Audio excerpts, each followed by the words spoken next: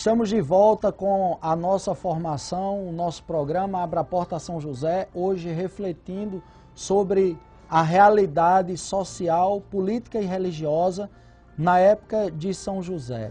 Então, somente para a gente poder concluir um pouquinho sobre o tema da disputa, da confusão que houve entre os judeus e os samaritanos, a gente sabe que o problema todinho foi porque os judeus diziam que Deus deveria ser adorado no Monte Sião. E os samaritanos, por sua vez, diziam que ele devia ser adorado no Monte Garizim. Então, o que é que os samaritanos fizeram? Eles construíram um templo para o Senhor no Monte Garizim. Foi o suficiente para os judeus entenderem aquilo ali como uma afronta e como uma idolatria. E esse problema continua, como nós sabemos, até hoje. Então, São José, ele colocou tudo, Jesus a par de tudo isso. E Jesus, a atitude dele, como nós já sabemos, foi sempre uma atitude de acolhida. Quando Jesus fala com a mulher samaritana, nós nos recordamos que quando os discípulos voltaram, que viram, eles ficaram extremamente espantados, porque era impossível aquilo ali. Exatamente porque o samaritano deveria ser alguém tratado como pagão, como amaldiçoado ou como estrangeiro. Alguém digno de todo desprezo. Aqui a gente já percebe como São José foi trabalhando no coração de Jesus para que Jesus pudesse abrir o seu reino para todas as pessoas. Então, como se não bastasse, esse caldeirão de conflitos, de ideologias, todas elas dentro do próprio povo de Deus, esse povo tão fragmentado, ainda o Império Romano resolveu nomear o rei Herodes como sendo rei dos judeus no ano de 46 a.C. Então, se você ainda não tinha a noção de quando Herodes ele começou seu reinado sobre o povo judeu, foi no ano de 46 a.C. Então, quando Cristo nasceu, quando Jesus nasceu, Herodes estava no auge do seu poder. Fazia 46 anos que ele governava. E Herodes, ele era um tirano. Como nós sabemos, Herodes ele era um autoritário, ele governava através de um regime político, militar autoritário, algo assim que era de muito mau caráter mesmo. Ele vivia de construir confusões entre as pessoas. Era assim que ele governava. E até hoje a gente percebe muitas pessoas com esse mesmo espírito nas nossas comunidades, nas nossas igrejas. Pessoas que, quantos projetos de Deus foram destruídos porque alguém com esse espírito de Herodes colocou a semente do mal. De repente um não sabe de uma coisa, outro não sabe por que isso aconteceu. Começa uma história cheia de lacunas, de brechas, que ninguém consegue responder porque aconteceu. E aí tudo muitas vezes vai para o ralo. Projetos lindos que tinham tudo para fazer muito bem a Deus e à humanidade e terminam por causa disso. Então Herodes fazia isso. Ele disseminava conflitos e confusões. Ele não admitia, meus amados irmãos e irmãs, que ninguém contestasse o seu jeito de governar. Ele mandou matar a própria sogra, a esposa e os 2 filhos. Você imagine que uma pessoa que foi capaz de matar a sogra, a esposa e os 2 filhos legítimos, os filhos dele, o que teria feito se tivesse pego Jesus Cristo? O que ele teria feito se São José não tivesse protegido a Virgem Maria? Um homem que matou sogra, esposa e 2 filhos, se ele pegasse a criança sabendo que era rei, quem não se lembra o que ele disse aos reis magos? Vão, encontrem o menino porque eu também quero ir adorá-lo. Será que Herodes queria ir mesmo adorar o menino? A gente sabe que não. Esse homem ele era muito ruim, mas apesar de tudo, foi considerado um político hábil. Foi considerado um político hábil, porque realizou grandes construções lá em Jerusalém. E a gente sabe que a habilidade dele surgiu dessa forma intransigente de governar e do medo que todo mundo tinha dele. Então os fariseus aceitavam, os zelotes não aceitavam, mas não tinham poder de guerra tão forte como ele, e os essênios saíam de cena. Não queriam nem saber de nenhum tipo de conflito. Então, era essa, meus irmãos e irmãs, era justamente esse ambiente instável, hostil, esse ambiente opressor em que viveu São José, o pai de Jesus, pai adotivo de Jesus e o esposo de Maria. E o que era que alimentava o coração de São José, minha gente? A religião dele, a fé de São José alimentava o coração dele, embalavam os seus sonhos. São José acreditava que algo de extraordinário ia acontecer, precisava acontecer, que uma mudança ela ia se dar e que essa mudança ela ia ser muito importante na vida de todas as pessoas, porque São José conhecia as profecias. Ele conhecia as profecias e nas profecias estavam muito claras na palavra de Deus que o Messias viria. Então São José, ele ali embalou esse sonho, ele embalou no seu coração esse desejo de vinda do Filho de Deus. E como nós ouvimos durante todo o nosso programa nesta noite, programa onde nós estamos refletindo sobre a vida social, religiosa e política da época de São José, nós podemos perceber que naquela realidade social existiam muitos ricos, existiam muitos homens influentes, muitos homens importantes, gente que se considerava verdadeiros semideus como os fariseus, mas Deus não olhou para nenhum deles.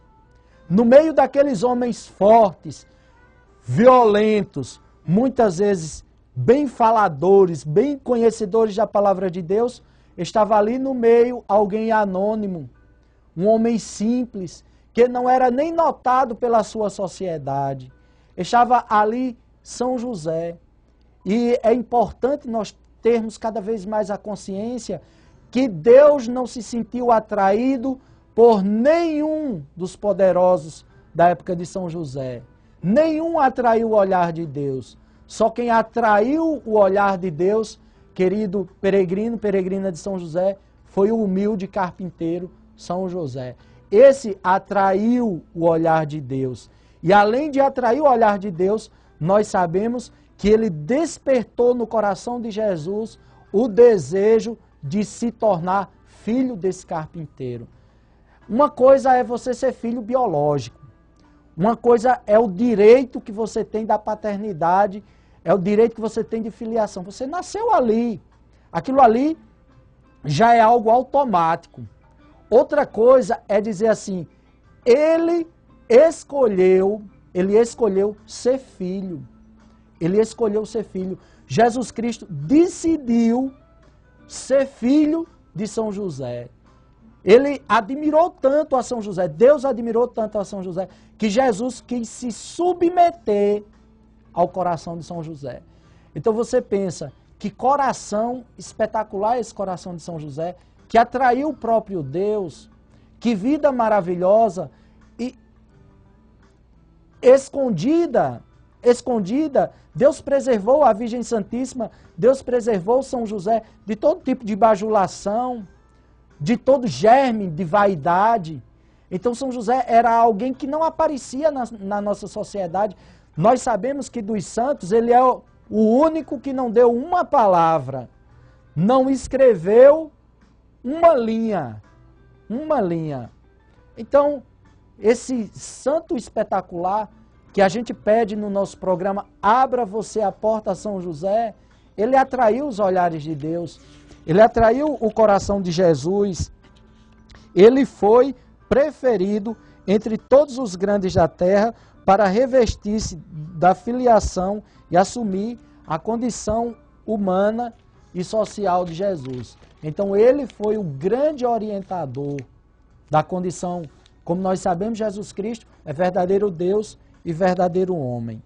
Então, considerando todas as problemáticas latentes da sociedade de José, nós podemos concluir que havia pouca possibilidade de desenvolvimento dos seus membros, exceto de alguns ricos. Era uma sociedade engessada praticamente, né? Então, os pobres, eles não conseguiam sair do lugar, não tinham meio de ascensão social, Não existia como hoje a democratização do ensino. Não havia isso, não havia vestibular, não havia nada disso, não havia concurso público. Então já era uma sociedade que ia passando de pai para filho, aquela situação de exclusão, como nós ouvimos durante todo o nosso programa de hoje, Abra a Porta São José, e que não dava para se sair do lugar. Por outro lado, os pobres, eles estavam condenados, a gente pode dizer assim, mas eles estavam fadados a serem sempre aquelas pessoas excluídas de tudo. Os ricos, eles tinham direito a tudo que os ricos de qualquer época têm. Eles tinham direito à educação, eles conheciam o teatro, eles conheciam o belo, eles eram voltados muitas vezes para o esporte. A gente sabe que o arremesso de dardos era muito forte naquela época. A gente sabe que as corridas. Então, os ricos, eles tinham tudo isso que o dinheiro, que o prestígio humano era capaz de oferecer. Aos pobres da época de São José, restava apenas uma coisa. A classe pobre, a qual São José fazia parte, restava só uma possibilidade, nem é possibilidade. Possibilidade, a gente sabe, é quando você pode escolher entre uma coisa e outra. E os pobres da época de São José não podiam escolher. Então isso aqui não se trata de possibilidade. Então qual era a única saída para o pobre na época de São José? Era trabalhar sem cessar e sofrer privações. Era só isso que eles tinham direito. E eu já fui padre durante 5 anos no interior, lá na Paraíba, no lugar chamado São Félix de Cantalice, e eu acompanhei vários sepultamentos de agricultores pobres que passaram uma vida muito difícil e que morreram e não tinham nem condição de ter um caixão para se enterrar. Então era essa a condição dos pobres. Trabalhar a vida inteira e ter privações constantes no seu dia a dia. Então, São José, ele como carpinteiro, ele também esteve inserido nesse grupo. Ele não era nenhum nobre, como nós temos ouvido o tempo inteiro. Ele não era nobre. Ele era alguém humilde. E como todo carpinteiro também devia trabalhar a vida toda e a vida toda ter privações. Foi assim que São José viveu, meus amados irmãos. Foi isso que ele ensinou a Jesus. Por isso que a gente vai entender as escolhas de Jesus. Quando Jesus vai dizer assim, que os pobres, que os pequenos, que os humildes, eles são os escolhidos de Deus, que os pecadores, não é em vão. Porque o pai dele viveu isso. O pai dele ensinou para ele, meu filho, esse é um povo sem esperança. É um povo que o tempo inteiro, como o próprio São José, e já foi dito anteriormente, embalava os sonhos da sua religião, acreditava que algo espetacular estava para acontecer e que iria transformar a sociedade de uma forma plena e total. Então o que é que Jesus faz? Ele tira o que Nossa Senhora diz. O que é que Nossa Senhora diz no Magnífica? O nosso Deus é um Deus que derruba os poderosos dos seus tronos e que eleva os humildes. Maria viu isso no marido dela. Maria sentiu isso junto com São José. Quanto suor São José teve que derramar naquelas madeiras para tirar o sustento de Maria e de Jesus. Quanto suor ele derramou para manter a responsabilidade dele de pai de família. Então, ele colocou no coração de Jesus esse desejo de mudança, esse desejo de libertação, mas que deveria acontecer de uma forma pacífica, que deveria acontecer de uma forma plena. Nós estamos chegando ao final do nosso programa dessa noite, Abra a Porta São José. Eu espero que você tenha conhecido um pouquinho mais, que tenha amado muito mais a São José e que nos dê sempre a possibilidade de lhe trazer informação. Nós vamos encerrar rezando a oração Salve José. Salve José, agraciado por Deus, o Senhor é convosco. Bendito sois vós entre os homens, e bendito é o fruto do vosso piedoso coração, Jesus. São José, Pai adotivo de Jesus, olhai e cuidai de nós, agora e na hora de nossa morte santa. Amém. O Senhor esteja convosco, Ele está no meio de nós. Pela intercessão do glorioso São José, abençoe-vos o Deus Todo-Poderoso, o Pai, o Filho e o Espírito Santo. Amém. Um cheiro no coração de cada um e até a próxima quinta-feira com o nosso programa Abra a Porta São José. Tenham todos uma excelente noite de sono. São José, a vós nosso amor, sede nosso bom protetor.